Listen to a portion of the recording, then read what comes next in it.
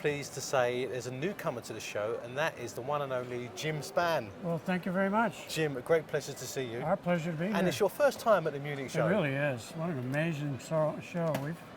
We've been to many shows around the world, and nothing as professionally run as this one. It's really well organized. And of course, you come to the show not only for the first time, but you're exhibiting a beautiful portion of your collection. Well, thank you. And you've been collecting now for about 10 years. And I remember when we first started. Closer to 15 years 15 years. Because I met you in Tucson all those years ago, and you just started getting into minerals. And you know, to be honest, you've turned into one of the connoisseurs and very great mineral collectors, which goes right into the heart of this, which is whoever collects makes history. That's truly the case. And unfortunately, my wife Gail is not here with us. That's right. She couldn't be the two here of with us collect together and do displays together, and she helped me put this one together. And she's not here today, so I'll try and cover it while she's absent. But we end up, as you say, making history and trying to learn the history from the past about the specimens and the regions they came from. Why are they this color? In this case, pink and various shades of red that are really quite spectacular. And we're very happy to share some of them with everybody here. Right, yeah, because the narrative I read about you and your collection in this exhibit is about colour. And, you know, I was at your house a few months ago, and we looked through some of these specimens, and I was just amazed at the breadth and the depth of your collection. I love the reactions when you took them out in the sunshine, as they just popped. Yeah, popped so did out, your eyes, too. Yeah, and so it's just great to see them, but you have gone for a sort of pink and red theme. That's right. And it works really well. Look at that swathe of colour as you look down at the display cases. Of course, this specimen I just love, the tong. Isn't it amazing? You know, it's hard to believe that's from China. We all know about the Sweet Home and, and that mine. Yes. Same sort of mineralogy, but in this case, it's got beautiful purple fluorite on there. You wouldn't believe how many times we've had that in our China specimen case, and people say, you've got this in the wrong case, that's from Colorado. Colorado. So, nope, no, it's not. And they only came out a few years ago, didn't they? And then it's been about almost 10 years now. 10 years. Yeah, it's been a while. They came out and never saw them again. And just beautiful, beautiful pieces. And similarly, the Chinese calcites at the top there. Yeah, the cobaltine calcites. There's a great story with those. Turned out there was only 5 or 6 big ones that came out, and the dealers couldn't believe there'd only be that many, and weren't sure how to price them. So we got a great deal. Right. Okay. They tried to buy them back after the fact. That's how great the deal was, and we kept it. That's one of your famous pieces for me, because I remember when you first got that, and it's like there would be loads of them, or there won't be any. And it turned out there's only 5 or 6. Luck of the draw. It's a question of do you buy the first ones you see, or do you wait for the 100th one that comes out? In this case, we grabbed what we saw, and really glad we did. Yeah. And moving on, the Mexican, the rhodochrosite here, that is superb. That is just we call that. I call it the worm. My wife calls it the lips. The lips. That's right. Yeah. What you see in that. So it's just an amazing thing. It's one of those marvels of nature. How in the world could that have formed? Yeah. And you put a backlight on it, and it just glows like a light bulb.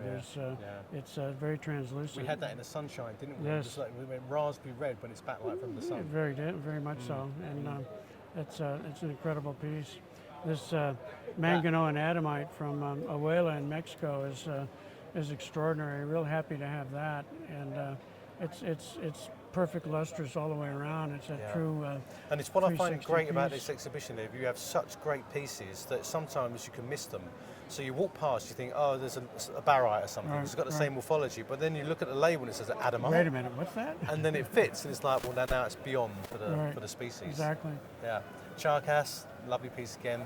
It still retains its pink colour, this damburite. You know, they do come out pink, and that's still got its colour. It really does. And that one's getting pretty old. It was out of the ground a long time before we got it too. So it's held its colour well. Yeah.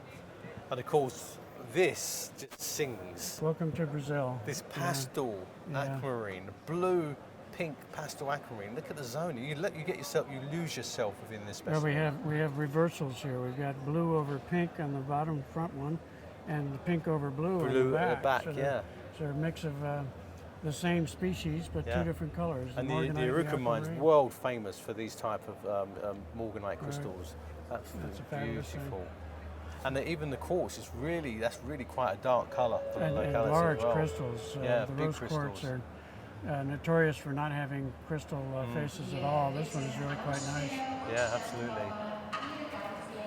And once again, A mix of California contrasting with some things from Afghanistan. So we have a blue cap tourmaline in the front here with Classic that fabulous rich red color and the shiny blue cap on top, and contrasting with an Afghani bubblegum pink tourmaline above there. With a, if you look closely, there's a very fine green line at the near the termination. Very near the termination. You should just see it very distinctive. And then a morganite from California and a morganite from Afghanistan, and a little bit of a balance between two parts of the world with similar minerals. And what's great about seeing collections like this is you have, from the other side of the world, you have two very similar localities mineralogically, which tells you that, it's the formation process within the earth, similar with the right elements at the right time, and the right processes to form similar deposits across the world. Precisely. And there's these slight differences that maybe you could tell the difference, maybe you can't, but in this case, it's a great place to see them. And that's also why we like collecting worldwide minerals. They may be the same mineral, the same species, but they look so very different. Different places around the world. So you have a lot of interesting variety and shades of color and texture and luster and so forth, depending on where they come from. Well, Jim, I know you're going to enjoy the show. Thanks for bringing these wonderful pieces to us, and You're very welcome. I think the whole mineralogy and the whole community just thanks you and Gail for all the effort and being so accessible. Well, I greatly appreciate that. Thank you very much. We do love to share our minerals with as many people who would like to come and enjoy them with us. And our home is open to many, and we've had many come through and see the collection. I know. I hope to have many more. Well, that's what you do.